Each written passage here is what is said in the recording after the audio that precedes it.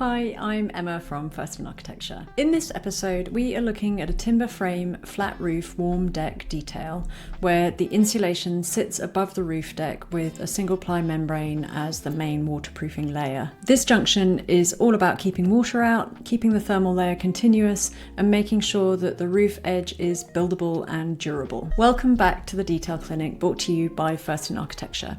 This series breaks down construction details in a clear and practical way, looking at what each layer does and how it connects to the next, and how to draw details that are both buildable and technically sound. A quick note before we start, these videos focus on one junction at a time out of context, so you can learn how the parts actually work. In real projects, the final detail will always depend on the whole building design, regulations, exposure, specification, fire strategy, manufacturer guidance, and so much more. So treat this as a way to build understanding and not as a universal solution. Okay, let's get started. Before we get into the detail, you can download the free detail pack for this episode. It includes the clean annotated detail, a glossary of key terms, the wash checklist, and key notes to support your own drawings. The link is in the video description, or head on over to First in Architecture. So let's start off by looking at some of the key terms that you'll come across in this detail. A warm deck flat roof is a flat roof build-up where the insulation is placed above the structural roof deck, keeping the deck and structure warmer and reducing condensation risk. A single ply membrane is a waterproof roof covering that forms the primary weatherproof layer. Rigid insulation, or warm roof insulation, this is the insulation boards laid above the roof deck to achieve the required U value and maintain the continuous thermal layer. The roof deck itself is the structural decking, commonly plywood or OSB, fixed to the roof structure, providing the substrate for the vapour control layer and the insulation. The vapour control layer is a layer that limits moisture vapour movement from the warm interior into the roof buildup and reducing condensation risk. The insulated cavity barrier is a fire-resistant barrier closing cavities at junctions, helping limit fire and smoke spread while maintaining insulation continuity. Let's take a walk through the detail. So starting at the top surface, the roof is finished with a single ply membrane laid over the insulation. In a warm deck build-up, the membrane is doing the main waterproofing job, so the edge detailing and laps are really critical here. Below the membrane are two layers of rigid insulation, shown here as 110mm over 120mm in the drawing. The insulation thickness and type are always project specific based on thermal performance targets, fire, embodied carbon, and roof build-up, amongst many other factors.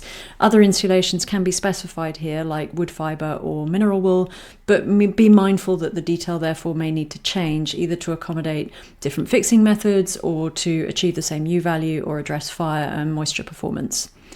Under the insulation sits the vapour control layer, which is positioned over the roof deck. The deck is the structural substrate fixed to the roof structure beneath.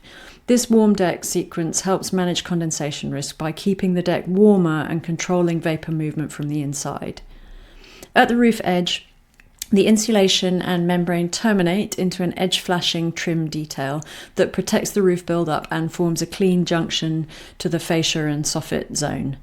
You'll notice there's not a gutter at the edge, and this is because the roof would have a fall away, directing water to the gutter on another side of the roof or perpendicular to this side. Additional insulation is positioned at the edge of the roof build-up to provide continuity to the thermal line and avoid cold bridging. The timber frame wall below is shown with internal lining and vapour control layer, and an insulated cavity barrier is noted at the junction. The barrier is a non-combustible insulation that closes the cavity at junctions, preventing fire spread within the cavity. To learn more about the timber frame wall build-up itself, check out episode 8. So let's have a look at some of the common questions that come up with this kind of detail. So the first question, is there a reason for this not being flush? So yes, roof edges are often not flush because the build-up needs space for the edge trim, the membrane termination, drips, and so on. So the roof will have a fall perpendicular to this edge, and the step helps ensure that water sheds in the correct direction towards the gutter side. It also protects the membrane termination from the weather and thermal movement. Are these timber elements too? So in most warm deck flat roof edges, the fascia, soffit zone and edge upstand supports are typically timber components or timber back trims, but the exact elements depend on the chosen roof system. So the key is that these components provide a stable fixing zone for trims and finishes and form the edge geometry. Is this a void or a batten? So this is typically a batten zone, timber trim build-up, rather than a void left empty on purpose. So it's there to form the soffit fascia junction and allows the roof to overhang and help with the edge alignment. Is this a ply deck? Yes, the deck shown beneath the insulation and vapour control layer is the roof deck. It's often plywood or OSB, and this is what's providing the structural substrate for the VCL and the insulation layer above. What is this timber element for?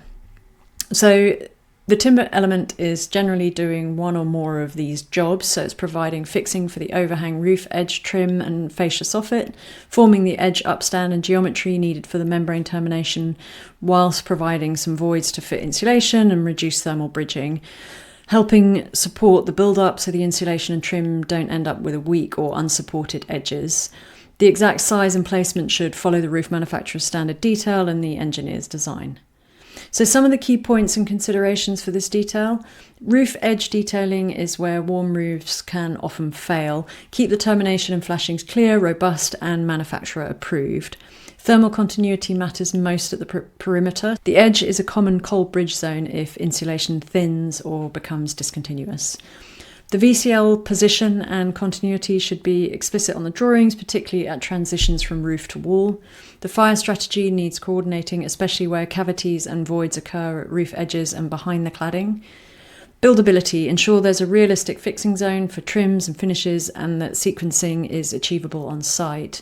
Substrate, moisture, exposure, finishes, acoustic and fire requirements, warranties, insurer requirements, and manufacturer guidance can all shift the final arrangement. There is always more than one way to design a detail.